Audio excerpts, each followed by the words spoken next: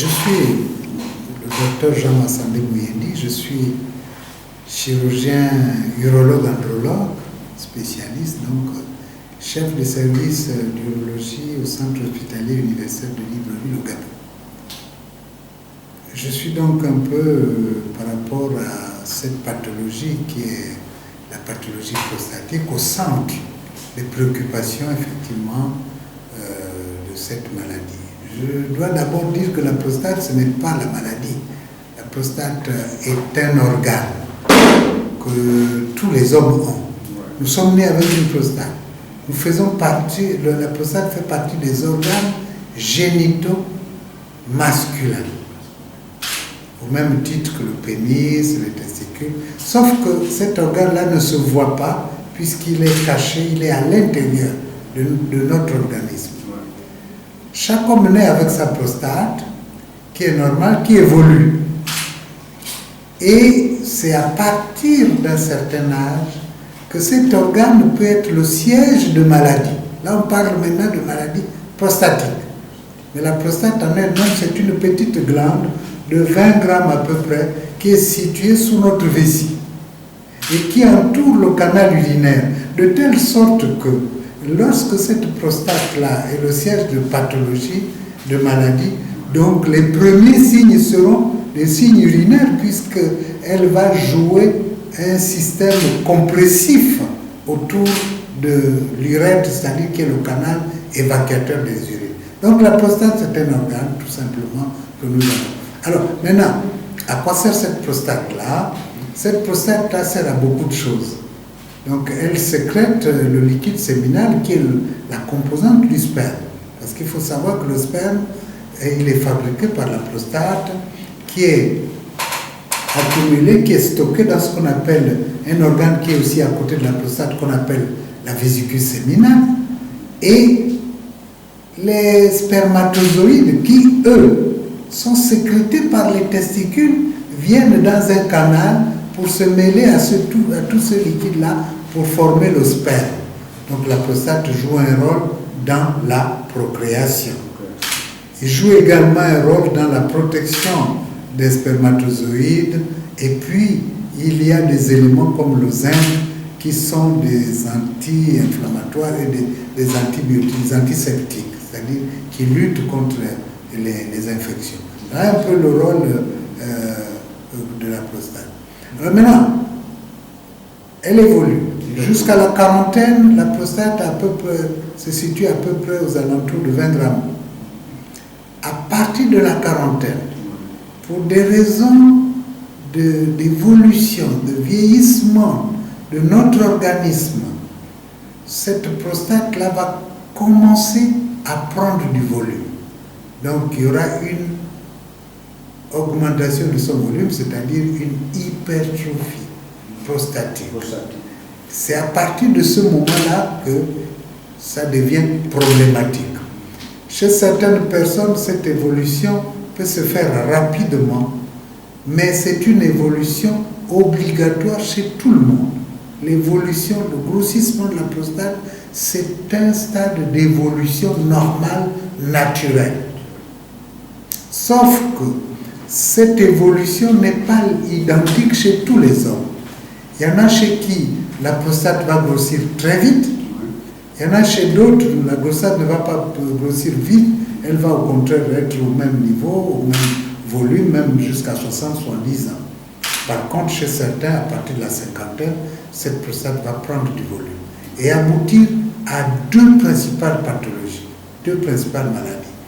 L'hypertrophie bénigne de la prostate, voilà, c'est-à-dire c'est une tumeur bénigne qui se développe au niveau de la glande prostatique.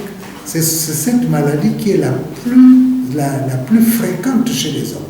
C'est la première tumeur bénigne de l'homme, l'hypertrophie bénigne de la prostate. Et c'est cette maladie qui va être à l'origine de plusieurs troubles mictionnels. Et il y a ce qu'on appelle des troubles classiques de l'hypertrophie bénigne de la prostate. C'est d'abord des troubles urinaires. Ce sont des gens qui vont au départ vous dire « Docteur, je me lève plus de 2 fois pour uriner la nuit ». Donc c'est une polachyurie, c'est un terme technique, on désigne par polachyurie, c'est-à-dire une fréquence anormalement élevée d'émission nocturne. Ça commence d'abord nocturne, après ça devient diurne, c'est-à-dire la journée. Donc une polachyurie. Il peut s'agir d'une dysurie, c'est-à-dire une difficulté à expulser l'urine. Ce sont des gens qui vont vous dire, docteur, moi je pisse, je suis obligé de pousser un peu pour pisser. Soit les urines ne coulent pas très bien, le jet n'est plus normal, parce que le jet, il n'est plus prompt, mais il est au contraire moyen ou mou. Les urines parfois tombent même, on dit pisser entre ses chaussures, sur ses bottes. Donc ce sont les signes de la prostate, la dysurie, la polachyurie. Nous pouvons avoir d'autres symptômes, c'est-à-dire d'autres signes, comme la sensation que la vessie n'est pas vide, sensation de non-vidange vésicale. Nous pouvons avoir d'autres symptômes comme l'urgenturie, c'est-à-dire que ce sont des patients qui, dès qu'il a envie de pisser, il faut le faire vite. Sinon, il va avoir des gouttes qui vont commencer à perler au niveau de son pantalon. Donc ça, c'est ce qu'on appelle une urgenturie, c'est-à-dire une mission impérieuse. Nous pouvons avoir aussi, de temps en temps, une prostate qui peut donner une hématurie, c'est-à-dire une émission de sang. Généralement, l'hématurie n'est pas l'apanage de la prostate bénigne. C'est souvent d'autres pathologies comme les infections, les calculs, mais on peut avoir dans certains cas, dans le cadre de l'hypertrophie bénigne de la prostate, des hématuries. On peut aussi détecter une prostate à partir d'une infection urinaire. L'infection urinaire est rare chez l'homme pour des raisons anatomiques parce que le canal urinaire est très long jusqu'à la vessie. Donc en dehors des urétrites gonococciques comme on avait à l'époque, c'est rare d'avoir une cystite, c'est-à-dire une inflammation de la vessie chez l'homme. Pour qu'il y ait une cystite, il faut vraiment que les urines stagnent. Et dans le cadre de l'hypertrophie bénigne de la prostate, il y a l'obstruction, il y a la stagnation des urines. Cette stagnation peut entraîner une infection.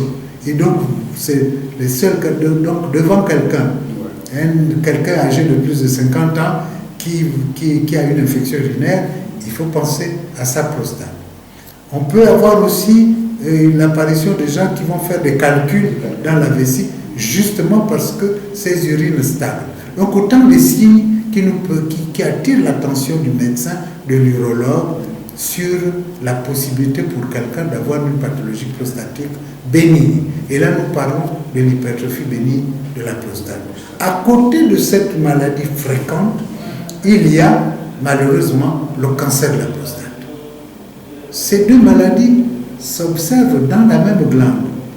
Mais ça ne signifie pas que les deux maladies sont une évolution de l'une vers l'autre, comme certains pensent, parce que dès qu'on parle de la prostate, les gens pensent que même s'il a une hypertrophie, peut-être que ça peut devenir un cancer. Non, c'est pas comme ça que ça se passe. Au contraire, on peut avoir les deux maladies existantes, on peut avoir seulement le cancer avec une hypertrophie bénigne qui ne vous gêne pas. Par contre, le cancer, il peut exister aussi et il est très fréquent. Il est très fréquent. Le cancer de la prostate constitue la deuxième cause de mortalité chez les gens de plus de 60 ans dans les pays développés, après les cancers bronchopulmonaires. Chez nous aussi, nous observons une prévalence très importante, très élevée du cancer de la prostate. Mais qu'est-ce qui cause ça?